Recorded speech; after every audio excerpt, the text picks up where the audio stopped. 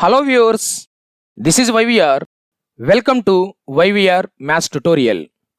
Like previous video, we are back again with another video focusing on an important topic. So, in this video, we are going to discuss how to evaluate integrals if it is in the form integral f dash x by f of x dx by using substitution method. So far, we have been integrating simple functions. Now, we shall learn some techniques of integration which will enable us to integrate somewhat more complicated functions which we encounter in mathematics. So, to understand the concept, watch this video till the end. There are several methods for finding the indefinite integral.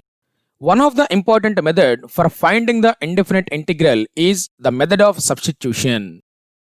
So, let's start the discussion about the concept how to evaluate the integrals if it is in the form integral f dash x by f of x dx by using substitution method. Before moving forward, please subscribe our channel and click the bell icon to get the notifications of our latest updates. Let's discuss one theorem based on this concept. Have a look at the statement. If f of x not equal to 0 for any x in an interval I, then integral f dash x by f of x dx is equal to log modulus of f of x plus c on the interval I. Here I is any subset of real number sets. If you observe here, the meaning of this statement is the function f is a non-zero function. The function should be defined on the interval I.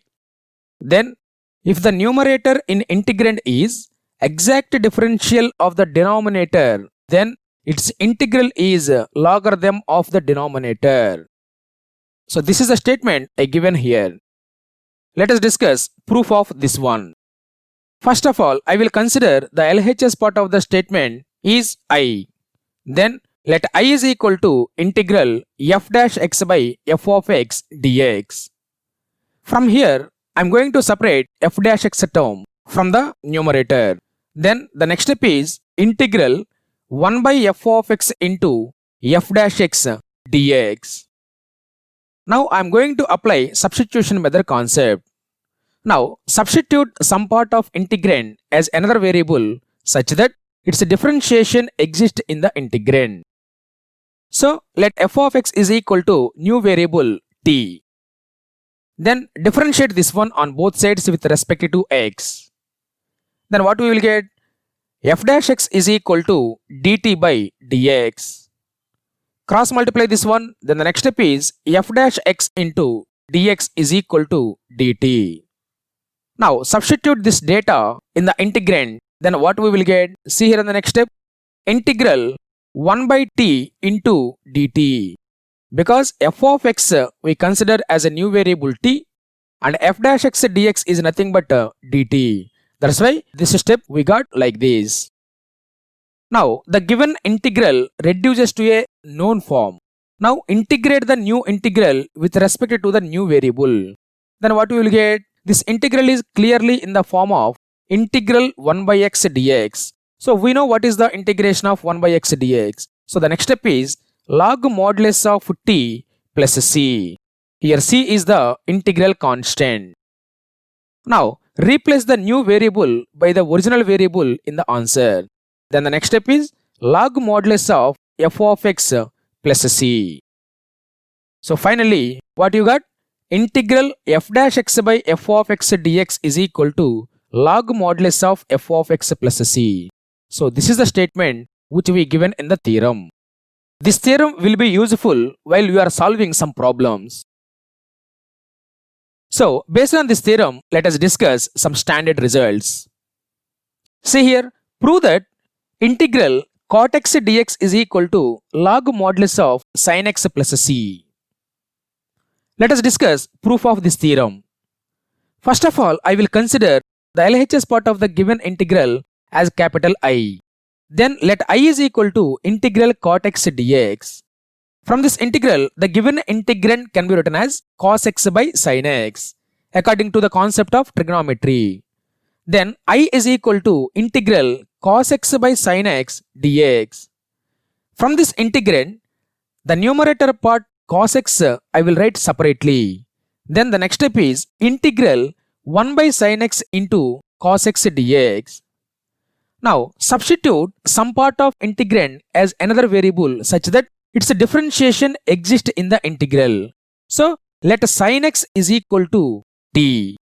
Now differentiate this on both sides with respect to x. Then cos x is equal to dt by dx. If you cross multiply this one, then the next step is cos x dx is equal to dt. So if we substitute this data in the given integral, then what we will get? See here, integral 1 by t into dt. Now the given integral reduces to a known form. Now integrate the new integral with respect to the new variable. So this new integrand is in the form of integral 1 by x dx. So we know the integration of 1 by x dx. So by using that formula, the integration of this term is log modulus of t plus c. Now replace the new variable by the original variable in the answer. Then the final step is log modulus of sin x plus c. So this is the RHS part of the given result. So finally, what is the result we discussed now? Integral cot x dx is equal to log modulus of sin x plus c. So this result is very important while we are doing the problems. So without doing this lengthy calculation part, we can find the integration of cot x dx from this step itself by using the theorem which we discussed in the previous slide. So what is the theorem statement which we discussed in the previous slide? If the numerator in the integrand is exact differential of the denominator, then its integral is logarithm of the denominator. So if you observe here, the denominator part sin x derivative only we have on numerator. That's why we can apply the theorem statement as a formula here. So then what we can write the answer? Log modulus of sin x plus c. So directly we can write answer without doing this lengthy process. We can use the theorem statement as a formula and we can find the answer for this result. Okay students, I hope you understand. Suppose if the given integrand is in the form f of ax plus b, then the same formula is applicable, but we must divide by coefficient of x or derivative of ax plus b with respect to x, that is a. So I will give you another formula for cot trigonometric ratio. See here, integral cot of ax plus b dx is equal to 1 by a into log modulus of sin of ax plus b plus c. So while we are doing the problems, this result also will be helpful.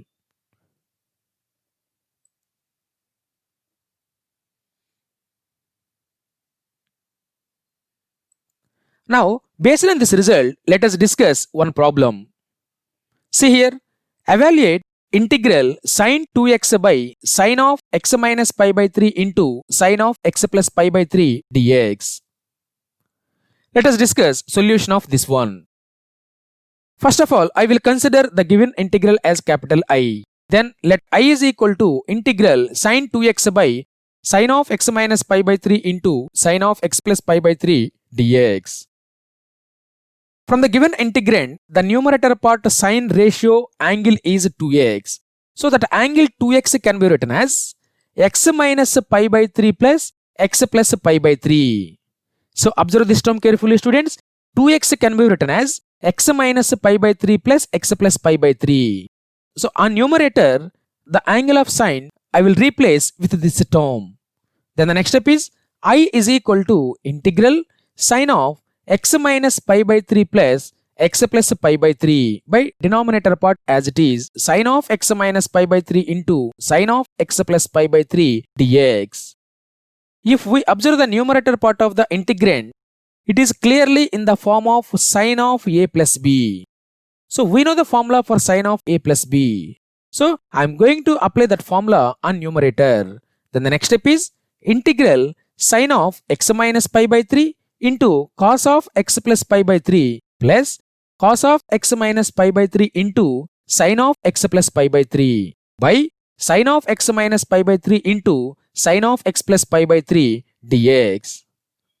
Now divide each term of numerator with the denominator. Then what we will get? See here in the next step, integral sin of x minus pi by 3 into cos of x plus pi by 3 by sin of x minus pi by 3 into sin of x plus pi by 3 plus cos of x minus pi by 3 into sin of x plus pi by 3 by sin of x minus pi by 3 into sin of x plus pi by 3 dx. If you observe, in this integrand, from the first term, the numerator term sin of x minus pi by 3 and from the denominator sin of x minus pi by 3 both get cancelled. And in the second term, from the numerator and denominator sin of x plus pi by 3 get cancelled. So then what is the remaining term? See here, integral cos x by sin means cot of x plus pi by 3 plus cot of x minus pi by 3 dx. Now, by using basic properties of indefinite integrals, I am going to apply individual integrals. Then integral cot of x plus pi by 3 dx plus integral cot of x minus pi by 3 dx. So here both the integrals are in the form of integral cot of ax plus b form. So we know that what is the integral of cot of ax plus b dx. So by using this formula, what is the next step? See here, log modulus of sin of x plus pi by 3 plus log modulus of sin of x minus pi by 3 plus c. So without stopping here, I am going to do some simplification of this step. We know the formula from logarithms log a plus log b is equal to log of ab. By using this formula, then the next step is log modulus of sin of x plus pi by 3 into sin of x minus pi by 3 plus c. If you observe this term is clearly in the form of sin of a plus b into sin of a minus b. So we know the formula for sin of a plus b into sin of a minus b. So now I am going to apply this formula. If we apply this formula, what we will get? See in the next step. Log modulus of sin square x minus sin square pi by 3 plus c. Here sin pi by 3 value is nothing but root 3 by 2. So if we substitute sin pi by 3 is equal to root 3 by 2 in this step, then what we will get? See here, log modulus of sin square x minus root 3 by 2 whole square plus c. Root 3 by 2 whole square is nothing but 3 by 4. So the next step is log modulus of sin square x minus 3 by 4 plus c. So this is the answer. If you observe here in this formula, for sin of a plus b into sin of a minus b, we have two formulas. One is sin square a minus sin square b and another one is cos square b minus cos square a. So till now I applied sin square a minus sin square b formula. That's why I got this answer. Suppose if you apply cos square b minus cos square a formula, then what you will get the answer? So see here, I will explain that also. So if we apply cos square b minus cos square a formula, then the next step is log modulus of cos square pi by 3 minus cos square x plus c.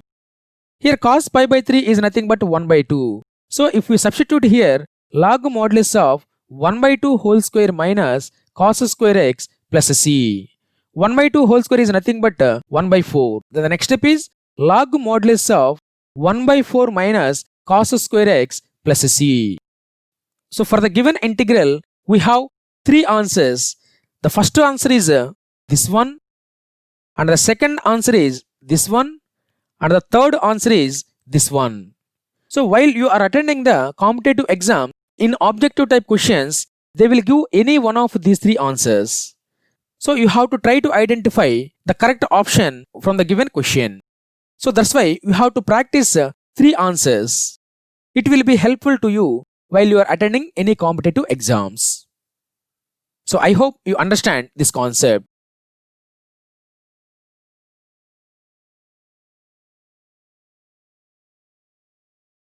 So in this video, till now we discussed one theorem. Based on that theorem, one result, and based on that result, one problem we solved. So based on this problem, I will give you problems for self-practice. See here, this is a question for self-practice. To get the notifications for updated videos, subscribe this channel and activate bell icon. Thank you for watching this video. Drop a like and give a comment and share with your friends. Thank you. Thank you very much.